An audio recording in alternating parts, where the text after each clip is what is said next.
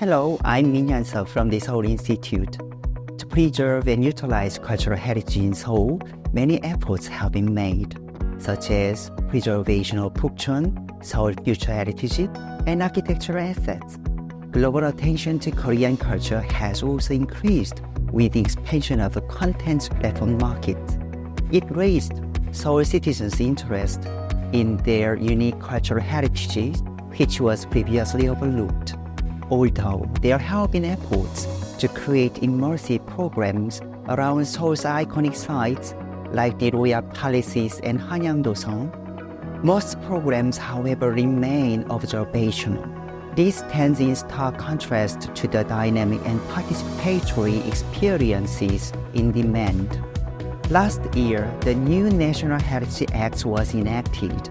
The Conventional Cultural Heritage Protection Act of 1962 was based on cultural property with a strong emphasis on physical commodities. It was difficult to encompass diverse types of heritage, including intangible heritage, and it lacked consistency with the World Heritage Convention. The National Heritage Act clarifies the right of the people to enjoy cultural heritage and enables the active utilization of cultural heritage for cultural development. Additionally, it specifies the creation of cultural heritage value in harmony with socio-economic activities of the people to promote regional revitalization. Today's social trends and institutional changes are heightening the demand for heritage industry to add new values more than ever. The heritage industry gives shape to the economic potential of this cultural heritage by adding value through the development, production, and distribution of related contents and products. The UK pioneered this industry. Recognizing the significance of cultural heritage earlier on, the UK government enthusiastically promoted the growth of the heritage industry based on a substantial amount of nationalized cultural heritage. The heritage industry benefits from the inherent complete value of heritage and can facilitate economic growth without the need for additional labor inputs to manufacture tangible products. This study analyzes the demand for Seoul's heritage industry in terms of key contents development and provides policy propositions for its growth. Firstly, the programs should cater more to the main consumers, the MG generation. Statistics shows that young people, especially those in their 20s and 30s, are the most prominent participants in cultural experiences, such as heritage site visitations, exhibitions, and performances. These young people, predominantly single, prioritize their own gratification and are more inclined to share their experiences on social media. They also prefer activities for individuals or small groups of friends over family activities. Given this context, photozone and heritage sites can facilitate self-expression and enhance enjoyment. Moreover, the digitally savvy MG generation feels comfortable in online environments, spending a significant amount of time on online games and in virtual worlds. Thanks to AR technology, there are increasingly high-quality programs offering unique experiences of cultural heritage. Some of them even have a high commercial viability in terms of completion. However, rather than relying on fictional stories that cater to fleeting trends, such programs should emphasize historically accurate contents based on thorough research to meet both entertainment and educational objectives. This approach will help build trust in related industries and maintain public interest in cultural heritage. The reasons for visiting Seoul are constantly diversifying. It is thus imperative to segment the contents of heritage industry and expand the market. Heritage activities observed in foreign visitors differed depending on their purpose of visit. For instance, People visiting Seoul for business participate less in cultural heritage activities compared to visitors for leisure, friends and family, and for educational purposes. Tailored programs can be beneficial for offering light, stress-relieving cultural experiences for after-work hours. Recent development in tourist programs paired with medical, wellness, or business aspect are drawing attention. The heritage industry can introduce such an approach and develop program contents as well. The discovery of new cultural heritages that reflect Seoul's unique identity can stimulate new demand. Northeast Asian tourists, the dominant foreign visitor group in Korea before the pandemic, often engages less in cultural heritage programs. It is due to the perceived superiority of their home culture or the similarity of both cultures. This underscores the need for distinctive Seoul-centric programs, such as Korea's North-South division and democratization, etc. Cultural programs paired with the Hallyu can also attract global attention.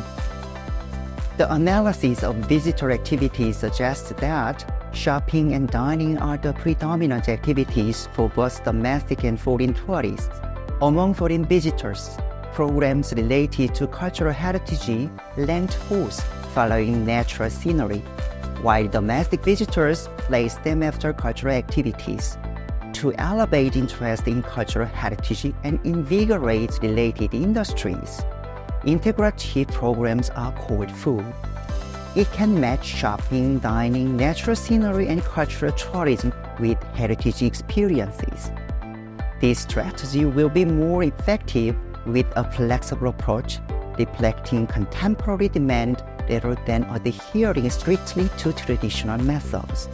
Particularly, the performances and exhibitions at heritage sites should be planned, considering the unique characteristics of a given space. Experiences created within these historical contents can forge memorable connections and foster a sense of pride and proactive preservation among participants, as demonstrated by numerous cases. This approach can also mitigate the risks of vandalism and damage that entails the heritage industry projects in times of enhanced accessibility to cultural heritage, like today. Survey results indicate that the average Seoul resident visits cultural heritage no more than once a year.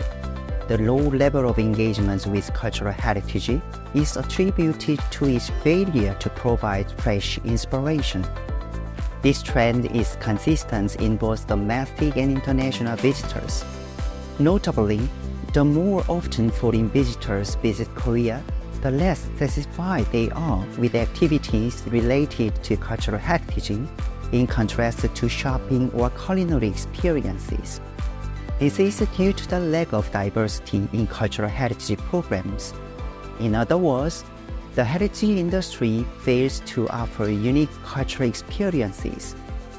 Therefore, follow-up research and investigation should aim to drive various interpretations of cultural heritage and design new programs. The narrative expansion by connecting different heritage in proximities might provide new insights as well as add new values to existing cultural heritage. This new approach can spark interest in previously unknown facts about the heritage. It might even disclose other less known heritage and foster continued engagement and exploration of public. Elevating the public interest in cultural heritage not only activates the industry but also enhances Seoul's historical image on the global stage. Along with developing key heritage contents, the demand analysis for Seoul's heritage industry strongly suggests that cooperation between the public-private sector and local residents and visitors is highly necessary. Here, the public sector can be Seoul metropolitan government, district governments, and the central government.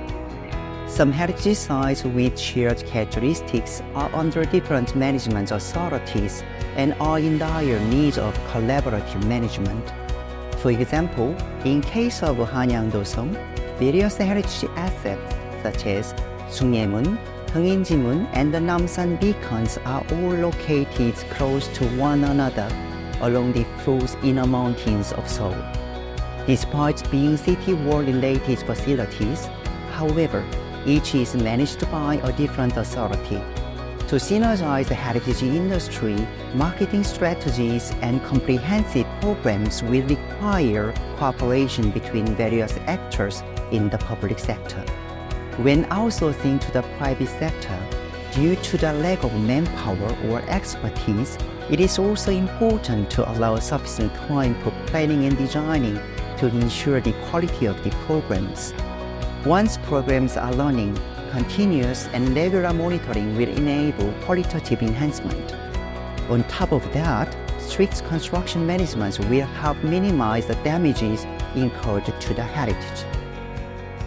Popular and well-known cultural heritages like palaces, Jongmyo, and royal tombs draw significant attention from both inside and outside the country. However, heritage in a community requires additional efforts to preserve its cultural and historical values, as well as boost the local economy through the heritage industry.